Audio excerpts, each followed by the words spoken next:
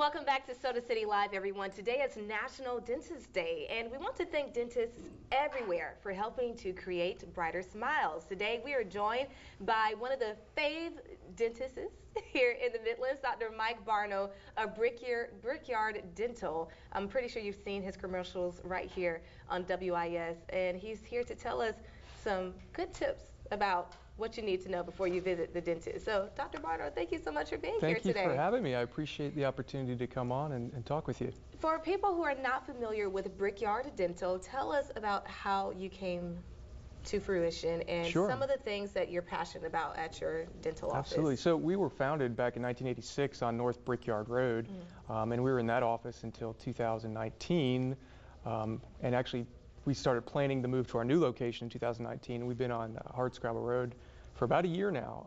We have a larger group practice. There's 4 doctors there, and we provide pretty much all the services that any family could need. That's nice. Dr. Barno, how did you become a dentist? What made you just gravitate toward this career of helping people fix their smiles? That's a good question. It's a complicated path for me.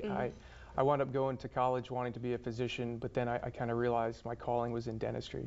I love to sculpt and I love to do artistic things, and this was a really good fit for me. I was a dentist in the Army for 5 years, and then when I got out, I settled down here in Columbia, and I've been here since 2013. And so speaking about dentistry and using it for ministry, I guess you will put it that way, not only does Brickyard help people keep their smile healthy, but you also help people who may not be able to afford those services as well. You have a personal story about one woman who you recently helped. Yeah, one of the nice things about our profession is that we have the ability to take care of people every once in a while who just can't take care of things themselves. Right now we're working with a young woman who lost all of her teeth due to years of abuse. And she didn't have the means to essentially rebuild everything. And we're working with her to rebuild her whole smile.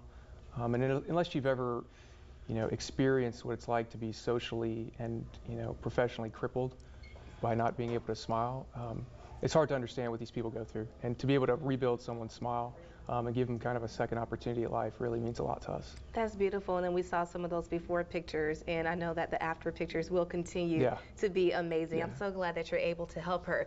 Now, Dr. Barno, on National Dentist Day, tell us, patients, how we can make your job easier. Oh my gosh, floss. When we come to your office. Please floss. Floss, that's the biggest thing.